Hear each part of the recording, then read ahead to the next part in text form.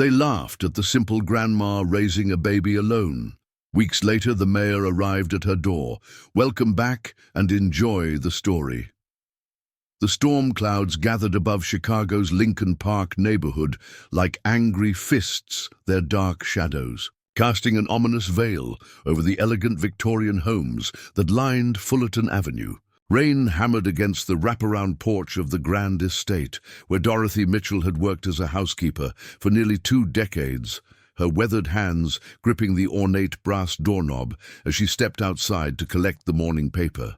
At 63, her movements carried the careful deliberation of someone who had learned to navigate the world with quiet dignity.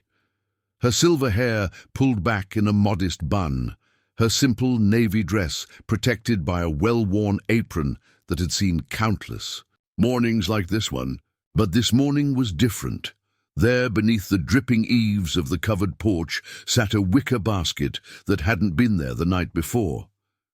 Dorothy's breath caught in her throat as she approached, the sound of muffled crying growing louder.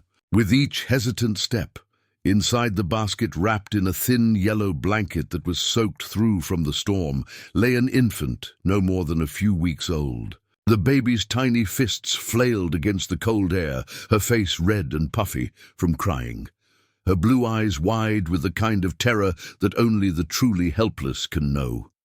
Dorothy's hands trembled as she lifted the basket, her heart breaking at the sight of this abandoned child. There was no note, no explanation, no clue as to who had left this precious life on the doorstep of strangers. The baby's cries pierced the morning silence, echoing off the stone facade of the mansion and seeming to call out to every maternal instinct Dorothy had ever possessed. Without hesitation, she unwrapped her own woolen shawl and carefully bundled the infant against her chest, feeling the rapid flutter of the tiny heartbeat against her own.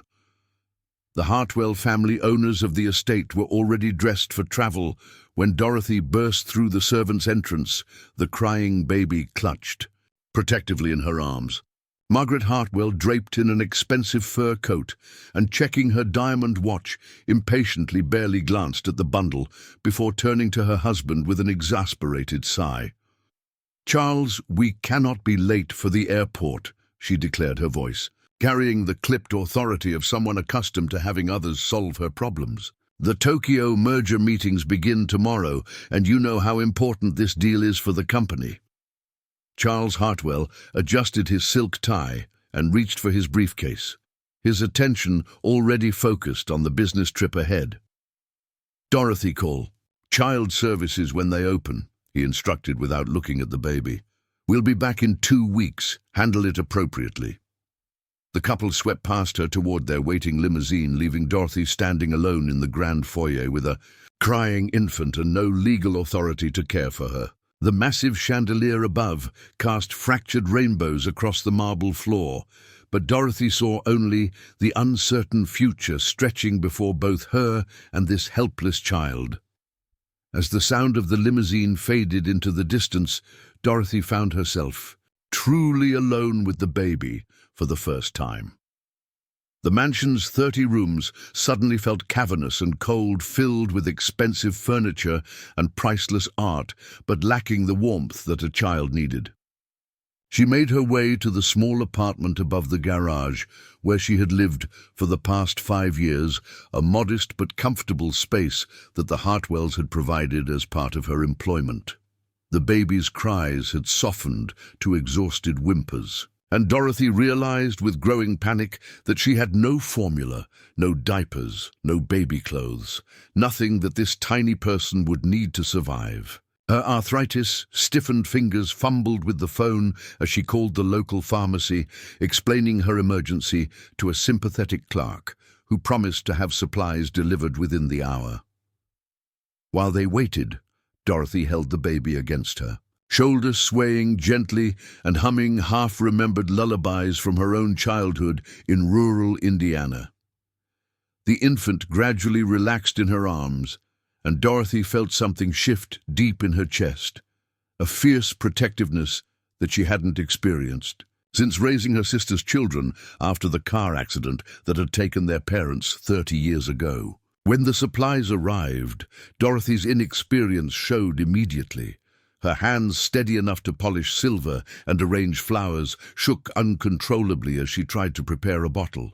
The baby's hungry cries grew more desperate, and Dorothy found herself talking to the infant in soothing tones, apologizing for her clumsiness and promising to do better. "I know, sweetheart," she whispered finally, managing to test the formula temperature on her wrist. "I'm learning too. We'll figure this out together."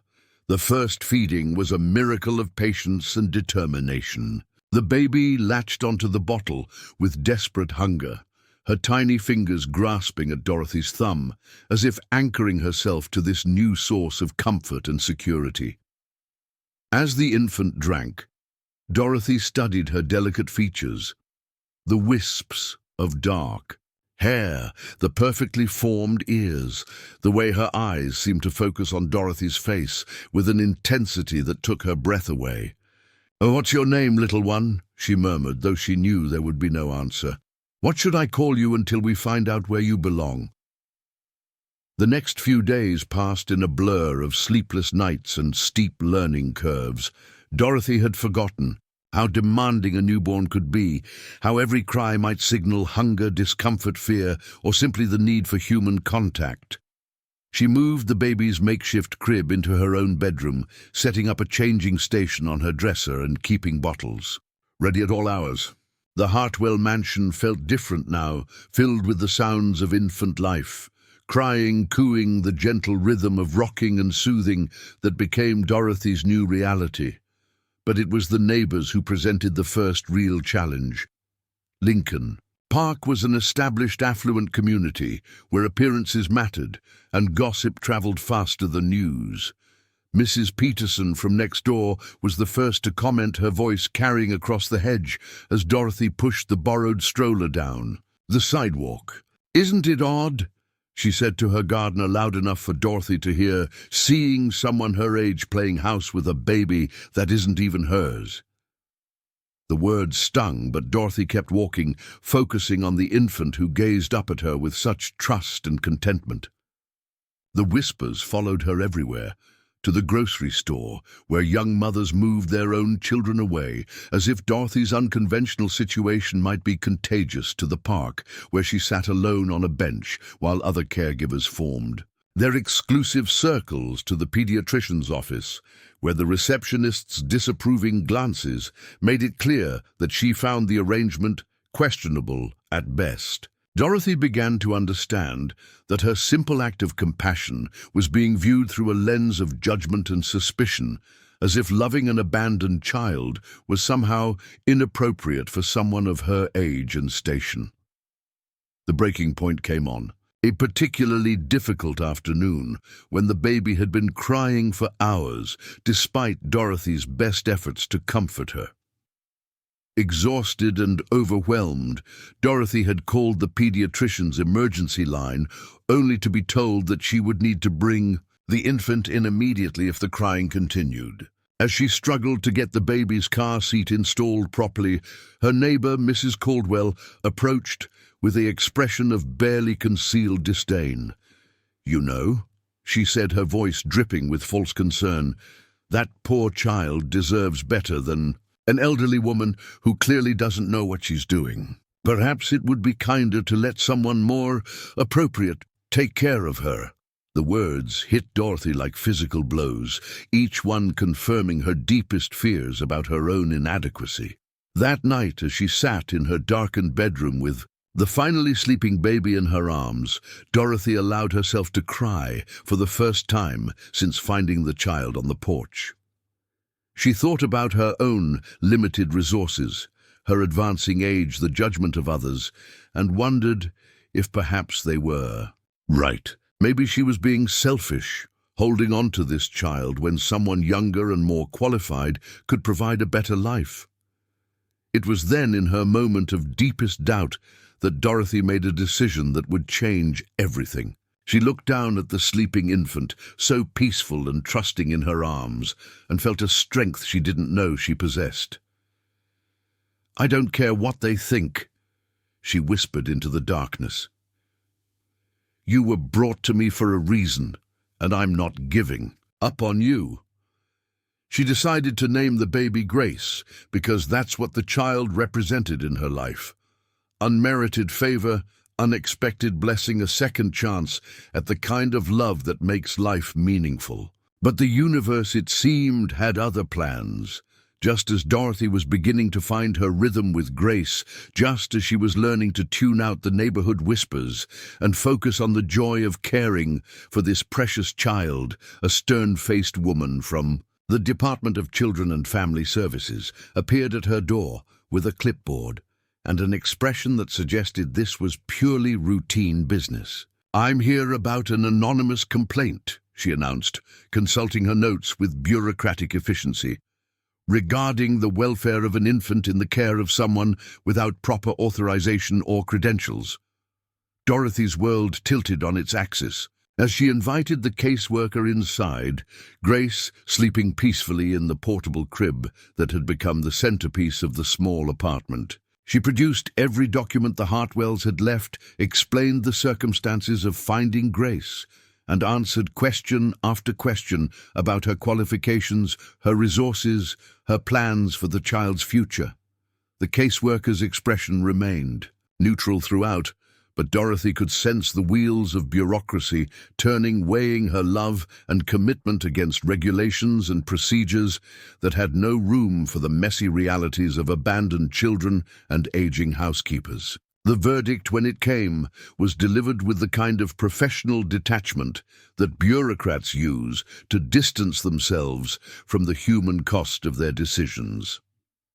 "Ms. Mitchell," the caseworker said, closing her folder with finality, "while I can see that you've provided adequate care for the infant, the situation is not sustainable long-term. The child needs to be placed in a home that meets state requirements for foster care, with caregivers who have been properly screened and approved." She paused, perhaps recognizing the devastation in Dorothy's eyes. "You have 1 week to prepare for the transition." That night was the longest of Dorothy's life. She held Grace close, memorizing every detail of the child's face, trying to imagine how she would explain to this innocent baby that the world had rules that didn't account for love, that bureaucracy could separate hearts that had already learned to beat in rhythm with each other.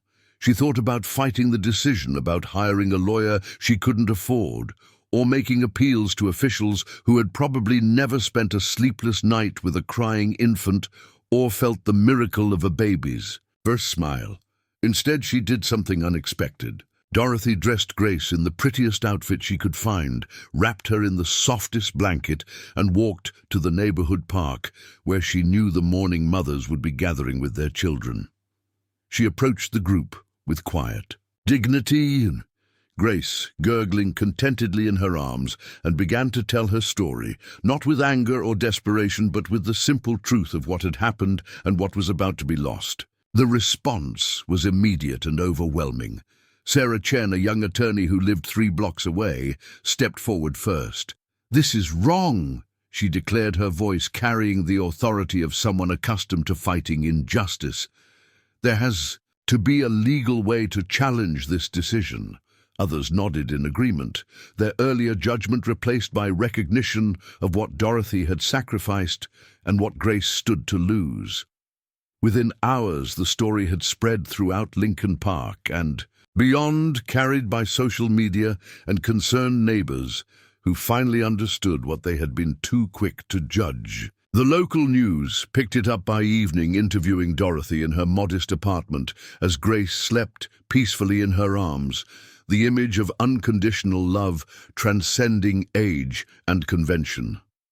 But it was the response from City Hall that truly changed everything. Mayor Patricia Rodriguez, herself a grandmother who had been following the story with growing indignation, made an unprecedented decision to intervene personally. She arrived at Dorothy's apartment not with bureaucrats and forms, but with the city's highest civilian honor, the Medal of Civic Compassion, reserved for citizens who exemplify the best of Chicago's spirit of community and service. Standing in Dorothy's small living room, surrounded by news cameras and city officials, Mayor Rodriguez spoke with the passion of someone who understood that true leadership sometimes means cutting through red tape to do what's right. "This woman," she said, gesturing toward Dorothy, who stood holding Grace with tears streaming down her face, "embodies everything we claim to value about family sacrifice and love." She saw a child in need and responded not with hesitation or conditions, but with her whole heart. That is not something we should punish. It's something we should celebrate and protect. The medal ceremony became a turning point, not just for Dorothy and Grace, but for the entire community that had been too quick to judge and too slow to understand. The anonymous complaints disappeared, replaced by offers of help and support from neighbors who now saw Dorothy not as an oddity to be whispered about, but as a hero worthy of their respect and admiration. More importantly, Mayor Rodriguez's intervention triggered a legal review that resulted in Dorothy being granted emergency foster care status with a fast-track process for permanent custody that recognized the unique circumstances of Grace's abandonment and Dorothy's exemplary care. The red tape that had threatened to separate them became a bridge to legal protection, ensuring that no bureaucratic oversight could undo what love had created. Today, 5 years later, Dorothy Mitchell is known throughout Lincoln Park, not as the elderly housekeeper who overstepped her bounds, but as the woman who proved that family is defined not by age or convention, but by the willingness to love unconditionally. Grace, now a bright and curious kindergartner, runs through the same park where Dorothy once sat alone with her stroller, playing with the children of neighbors who have become extended family. The Medal of Civic Compassion hangs in their small apartment, not as a monument to Dorothy's heroism, but as a reminder that sometimes the most important battles are fought not with grand gestures, but with quiet persistence, not with anger, but with love. Dorothy kept the medal not for herself, but for Grace, so that she would always know that their family was built on something worth honoring. The simple but revolutionary idea that every child deserves someone who will choose them, protect them, and love them without condition. Have you ever experienced or known someone who has experienced something similar to Dorothy's situation? Share your thoughts in the comments below. Congratulations, type 7 in the comments so I know you stayed with me until the end. Leave a like and subscribe, but only if you truly enjoy what I do here. See you